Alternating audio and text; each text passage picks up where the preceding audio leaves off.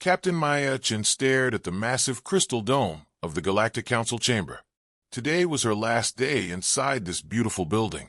Actually, it was the last day for any human to stand here. The Council has made its decision, announced High Counselor HFY, his 6 eyes blinking in sequence. His blue skin shimmered under the light of 3 suns pouring through the dome. Humans are hereby expelled from the Galactic Council of Sentient Species. Maya didn't flinch.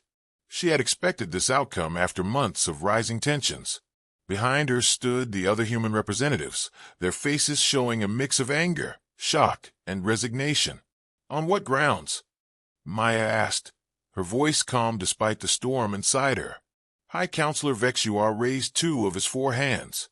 The Council finds humans to be too unpredictable, too aggressive, and too quick to act without proper consideration.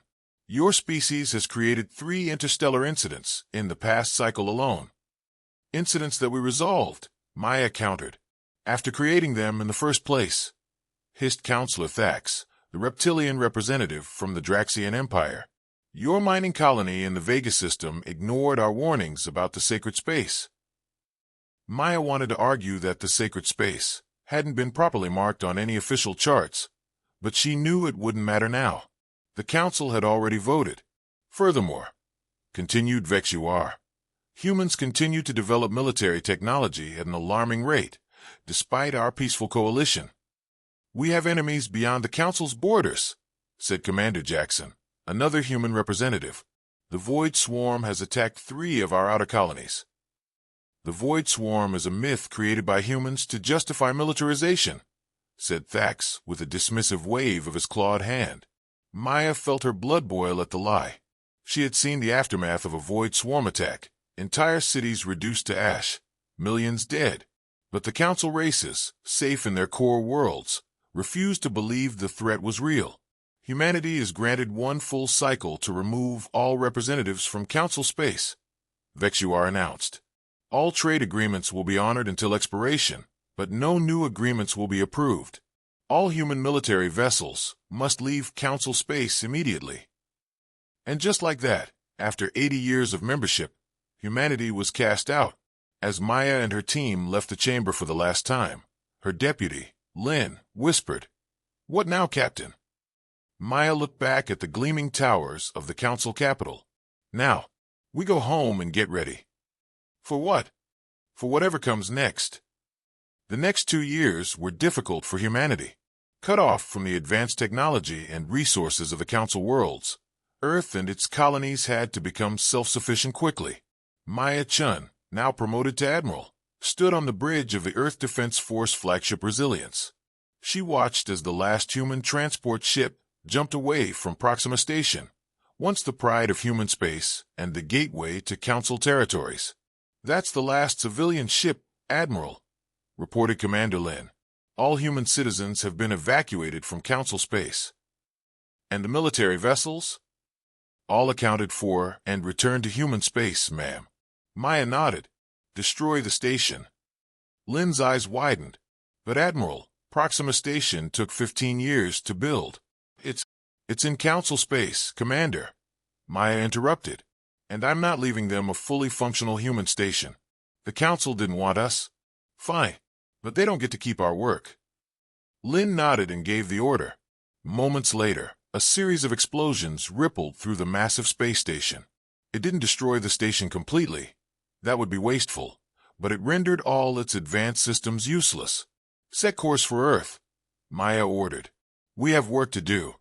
Back on Earth, humanity faced its new reality. The Global Union of Nations had already been working on a plan since the expulsion notice. Without access to Council markets and technology, humans would need to innovate like never before. President Omar Diaz addressed the world on the day the last ships returned home.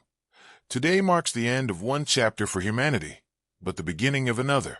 The Galactic Council has rejected us, but history shows that humans thrive when challenged. We will not just survive this setback, we will emerge stronger." And surprisingly, he was right. Free from the Council's restrictive technology sharing policies and development regulations, human innovation exploded. Within 5 years, Earth scientists developed new forms of faster-than-light travel, more efficient energy systems, and stronger materials. Maya, now part of the Earth Defense Force leadership, watched these developments with pride. But she also kept her eyes on the borders. The Void Swarm was still out there, and without the Council's vast resources, humanity would need to be smarter about its defenses. Admiral Chun, a young officer, said, interrupting her thoughts. We've detected unusual activity at the edge of the Tau Ceti system. Maya frowned. Tau Ceti was one of humanity's most distant colonies, right at the border of what had once been Council space. What kind of activity? Multiple ships, ma'am, not matching any known signatures. Maya felt a chill run down her spine. Prepare a response fleet. I want to be there within 48 hours. The situation at Tau Ceti was worse than Maya had feared. It wasn't just a few ships. It was a full-scale Void Swarm invasion force. Thousands of organic-looking vessels, each one a living weapon, swarmed around the system's outer planets. Send an emergency message to Earth, Maya ordered from the bridge of the Resilience. And send warnings to the closest Council worlds. They need to know what's coming. The Council won't believe us, Lin reminded her. Send it anyway. We tried to warn them before. Let's try one more time. The human fleet engaged the swarm, using their new technologies to hold the line. Their ships were faster and more maneuverable than before, their weapons more precise. But the swarm had numbers on their side. For 3 days, the battle raged around Tau Ceti. Maya's fleet destroyed hundreds of swarm ships, but more kept coming. Just when it seemed like they might be overwhelmed, sensors detected new ships entering the system. Council ships? Maya asked hopefully. No, ma'am, replied the tactical officer. There, I don't recognize these signatures. On the view screen, strange vessels appeared. They were unlike anything Maya had seen before, sleek, dark, and moving with impossible speed. They tore through the swarm ships with ease, using weapons that seemed to fold space itself. We're being hailed, said the communications officer. Put it through, Maya ordered. A face appeared on the screen, a human face, but with subtle differences. The woman's eyes were completely black, and her skin had a faint silver sheen. Admiral Chun, the woman said with a slight smile. I'm Captain Alara Voss of the Outer Rim Alliance. Looks like you could use some help. Outer Rim Alliance? Maya had never heard of such a group. Who are you people? We're what humanity became out here on the edge of known space, Alara explained. When the Council expelled us, some of us went further out instead of back to Earth. We found things. Technology. Allies. And we've been keeping watch on the swarm for years. With the help of the Outer Rim ships, the swarm was pushed back. But it was only a temporary victory. They'll be back, Alara warned during a meeting aboard the Resilience. And in greater numbers. This was just a scouting force. How do you know so much about them? Maya asked. Alara's completely black eyes seemed to look through Maya rather than at her. Because we've been fighting them for 5 years. The Void Swarm isn't just attacking human space. They're attacking everything. The Council worlds just don't know it yet. 6 months later, Maya stood once again in the crystal dome of the Galactic Council chamber. This time, she wasn't alone. Beside her stood Captain Alara Voss and President Diaz. The Council members looked significantly less confident than they had during the expulsion. Many appeared tired, worried, or injured. The Void Swarm has attacked 12 Council worlds, High Counselor Vexuar admitted, his once vibrant blue skin now pale and dull. We've lost contact with 4 of them entirely.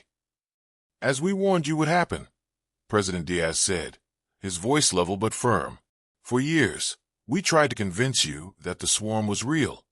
Why are you here, humans? Asked Counselor Thax, who had lost one of his eyes in a swarm attack on his homeworld. To say I told you so. No, Maya said. We're here to offer help. The council chamber erupted in surprised murmurs. Why would you help us after we expelled you? Asked Vexuar. Because the swarm doesn't care about our political differences, Alara explained. They want to consume all life in the galaxy. If we don't stand together, we all fall. Maya activated a holographic display showing the combined human fleet, ships from Earth, the colonies, and the mysterious Outer Rim Alliance. Our technology has advanced significantly in the years since our expulsion. We've developed weapons and defenses specifically designed to fight the swarm. And what do you want in return? Fax asked suspiciously. President Diaz stepped forward. Recognition of human sovereignty over our current territories, including the Outer Rim discoveries, trade agreements that benefit both sides, and a full apology for dismissing our warnings about the Void Swarm. HFY and the other counselors exchanged glances. They had little choice. Their own fleets were being decimated by the swarm. We accept your terms, HFY said finally. The Council apologizes for its short-sightedness regarding the Void Swarm. Maya nodded. Then let's get to work. The swarm won't wait for us to finish talking. Over the next few months, humanity took charge of the war against the Void Swarm. The Council races, despite their advanced civilizations, had grown complacent during centuries of peace. They knew little about actual warfare. Humans, on the other hand, had never stopped preparing for conflict. It was part of what had made the Council uncomfortable with them in the first place. Maya established a war room in what had once been the Council's cultural center. The irony wasn't lost on her. Maps of the galaxy filled the walls, with red markers showing confirmed swarm activity. They're not attacking randomly, Maya explained to the Joint Human Council Military Command. There's a pattern. They're targeting communication hubs first, then defense installations, then population centers. They're isolating systems before consuming them, Ilara added. It's a hunting strategy. How do you know so much about them? Asked Admiral Kale Rix of the Antari Collective, a council race of insectoid beings. Ilara and Maya exchanged glances. It was time to reveal what the Outer Rim Alliance had discovered. We found something out there, Ilara said. Ancient records from a civilization that fought the swarm thousands of years ago. They called themselves the Precursors. She activated a hologram showing strange symbols and diagrams. The Precursors nearly defeated the swarm, but they vanished before finishing the job. They left behind technology and knowledge for whoever came after them. And you humans found this? HFY asked, his 6 eyes blinking rapidly. The Outer Rim colonists did, Maya clarified. They've been adapting the technology for our use. Which is why our weapons are effective against the swarm, Ilara concluded, and why we think we can win this war. The plan was ambitious. Instead of trying to defend every world, human strategists proposed a series of strategic retreats and counterattacks, giving up space to buy time. Meanwhile, specialized strike teams would target what the Precursor records called nexus points, the central hives controlling the swarm forces. This plan requires sacrificing several outer worlds, protested Councillor Thax. Temporarily, Maya corrected. We'll evacuate the populations, but we need to draw the swarm in and stretch their forces thin before we can strike at their hearts. It was a hard sell to the Council races, who had never faced the prospect of giving up territory. But as the swarm continued to advance, they had little choice but to trust the human strategy. 1 year into the war, the human strategy began to show results. The swarm had been lured into overextending itself, leaving its nexus points vulnerable. Maya led the first major strike against a nexus point in the Deneb system. Her fleet, a mix of Earth's best ships and Outer Rim vessels equipped with Precursor technology, jumped into the system under stealth. All ships engage as planned, Maya ordered from the Resilience. Target the central structure. The battle was intense. The swarm responded with fury to the attack on its nexus, throwing wave after wave of ships at the human fleet. But the combination of human tactical thinking and Precursor technology proved superior. When the central hive structure exploded, every swarm ship in the system suddenly became disorganized. Without the nexus to coordinate them, they were easy targets. It works, Maya breathed as she watched the enemy ships flailing about. The Precursor records were right. Over the next 6 months, Joint Human Council forces struck at nexus points throughout the galaxy. With each one destroyed, vast sections of the swarm became disorganized and vulnerable.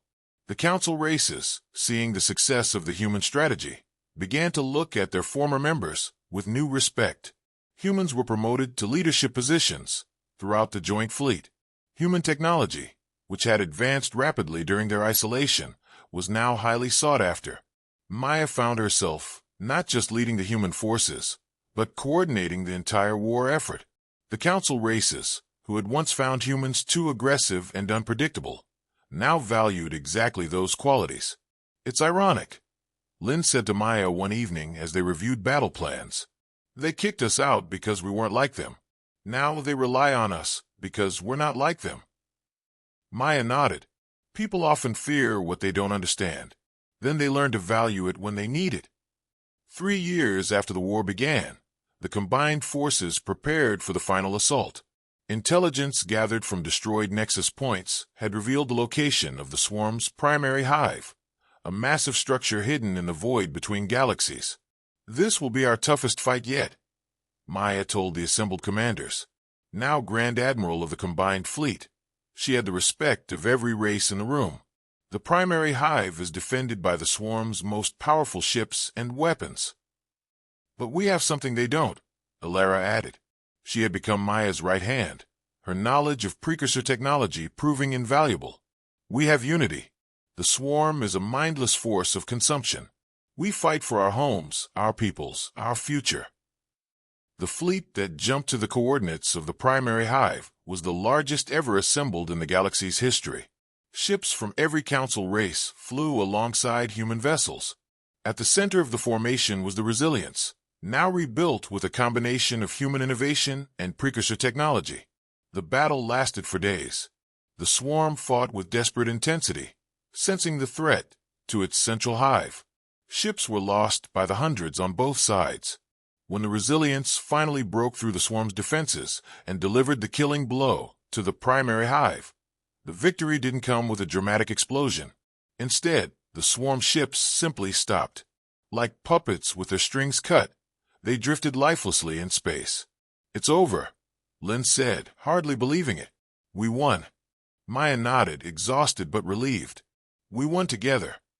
6 months after the defeat of the Void Swarm, the Galactic Council convened for a special session. The Crystal Dome had been repaired after damage sustained during the war, but the Council itself had changed irrevocably. High Counselor HFY, looking much older than he had before the war, addressed the Assembly. Today, we recognize that the galaxy has entered a new era. The Void Swarm has been defeated, but at great cost. Many worlds lie in ruins. Many lives have been lost. He turned to where Maya and the human delegation stood. We also recognize that without humanity, there would have been no victory. The human strategy, human technology, and human leadership saved us all. President Diaz stepped forward. We did not fight this war to say, "I told you so." We fought. President Diaz stepped forward. We did not fight this war to say, "I told you so." We fought because survival demanded it. Now we must rebuild together. The Council proposes a new structure, HFY said, one where humanity has an equal voice to guide our shared future. Maya studied the faces of the Council members.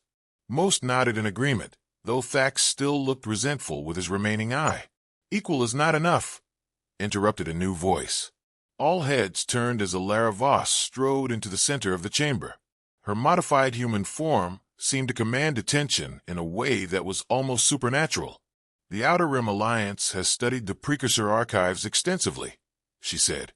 This wasn't the first swarm invasion, and it won't be the last. There are other threats beyond our galaxy that the precursors were preparing for. Threats that make the swarm seem minor in comparison. Murmurs filled the chamber as Alara's words sank in. What are you suggesting? HFY asked. Humanity doesn't want an equal seat at your table, Alara said. We want to rebuild the table entirely. A new galactic concordat, with humans at its center, preparing for what's coming next. Thax rose to his feet. This is nothing but a power grab. First, they make us dependent on their military, and now they want to rule us. Maya stepped forward. This isn't about ruling. It's about survival.